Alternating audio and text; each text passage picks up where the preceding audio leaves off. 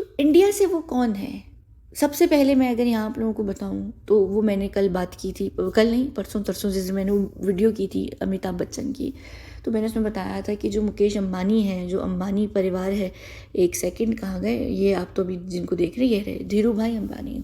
धीरू भाई Ambani cult group का हिस्सा है, इल्यूमिनाती के थे, अब तो खैर वो नहीं है। ये क्यों बने? अब आप लोग कहेंगे कि यार इंडिया में और भी बिलीनियर्स हैं, ऐसा क्यों कि टाटा बिरला, मित्तल, बाकी सारे जो भी, इनको छोड़कर अंबानी ही क्यों इस ग्रुप के अंदर गया? बाकी भी तो और बिलीनियर लोग हैं, क्या उनसे फ़ायदा नहीं था? मैं बताती हूँ क्यों। यहाँ पर आपको देखना पड़ेगा कि ये रिलायंस वाले, जो ये पूरी अंबानी का जो भी ग्रुप ऑफ कंपनीज़ है, वो किस चीज़ में डील करते हैं, उनके फ्रंट पर जो एक फसाद है बिजनेस का, वो किस टाइप का है, वो किस चीज़ से रिलेटेड है? नेटवर्किंग, सिम्स, कम्युनिकेशन, सैटेलाइट, वो सारी चीज़ें जो बहुत ही महत्वपूर्ण किरदार जो है वो प्ले करती हैं दुनिया को बर्बाद करने में।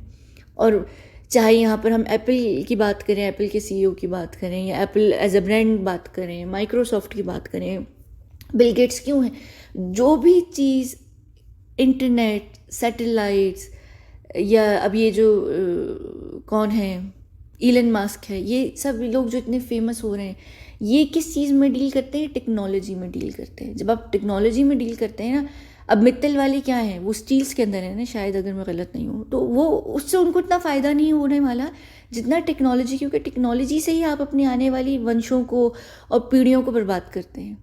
टेक्नोलॉजी पकड़ा दो, और आजकल टेक्नोलॉजी से हमें किस तरह बर्बाद किया जा रहा है और हम टेक्नोलॉजी के किस तरह से स्लेव बन गए, वो मैं इन्हीं दिनों में, आने वाले दिनों में, अगस्त के महीने में आप लोगों को एक्सप्लेन करूँगी कि एक स्लेव सिस्टम है, हमारे माइंड को स्लेव माइंड बना दिया गया। सिर्फ एक हमारा यही स्लेव नहीं है हमारा होना कि हम खाते हैं, पीते हैं, काम करते हैं और इस साइकिल को रिपीट करते हैं, क्योंकि हमारी लाइफ में और कुछ नहीं है, तो ये भी एक स्लेव होना होता है। आपको लगता है कि आप एक आज़ाद देश में आज़ादवासी हैं, नहीं, ऐसा नहीं है। हमारी जो पूरी जो हमारा एक कॉन्सेप्ट बनाया गया है इस जगह पर, वो एक स्लेव के तौर पर बनाया गया है, ठीक है। अब यहाँ पर धीरू भाई अंबानी शुरू से इनके लिए बहुत इंपॉर्टेंट रोल थे। इंडिया को जिस तरीके से भी बिगाड़ना है, बर्बाद करना है, वो ऐसी ही चीज़ों के थ्रू किया जाता है। एक बहुत ही इंपॉर्टेंट चीज़ थी, तो इनको उस मेंबरशिप का, उस कल्ट ग्रुप का एक्सेस मिल गया था।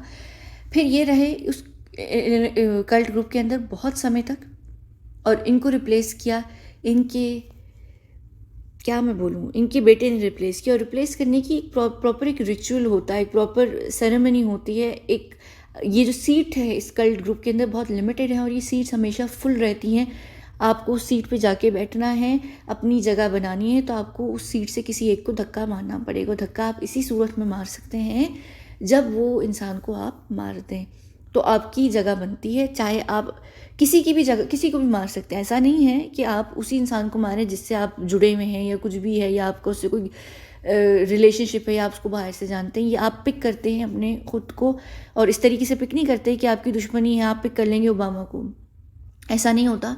उसमें क्या कहते हैं, बहुमत चाहिए होती है, बहुमत दी जाती है बोर्ड ऑफ इल्यूमिनाती से।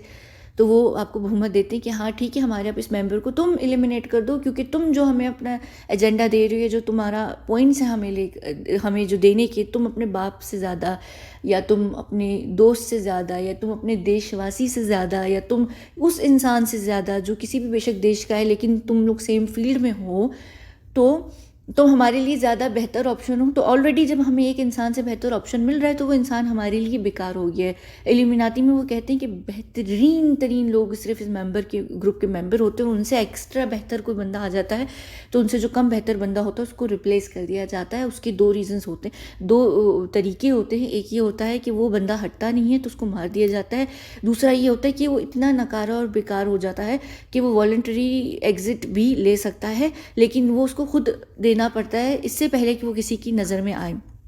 तो क्या होता है कि कभी कभी कुछ इल्यूमिनाती मेंबर्स ऐसे होते हैं जो देख लेते हैं, उनको समझ आ जाती है कि वो वीक पड़ने लगे हैं। उनको पता होता है कि हाँ, अगर हम वीक पड़ने लग गए तो हमें मार दिया जाएगा। वो अपनी जान को बचाने से पहले ही वो वहाँ से फ़ौरन एग्जिट कर लेते हैं अपने आप को। तो ये आपके पास ऑप्शन होती है कि आप इससे पहले कि किसी को वीक लगे, आपको लग रहा है कि अब आपका नहीं है, तो आप यहाँ से रिज़ाइन देकर निकल जाएँ। ये पॉलिटिक्स में भी बहुत चीज़ होती है, बड़ी नॉर्मली आपने देखी होगी कि पॉलिटिक्स में ये काम होता है कि जब कोई एक मंत्री होता है या कोई भी होता है या प्रधानमंत्री होता है या कुछ कोई भी होता है, जब उसको लग रहा होता है ना कि मैं अब वीक हो रहा हूँ या मेरी अब सारे प्यादे ख़त्म, अब मेरे पास कुछ भी नहीं है, तो वो फिर बेचारा चार ना चार रिज़ाइन कर देते हैं। तो यहाँ पर ये दो चीज़ें होती हैं, अगर आप नहीं अपने उस कुर्सी से हटते तो फिर आपको हटा दिया जाता है। सॉरी मेरी अब उसके लिए, ठीक है।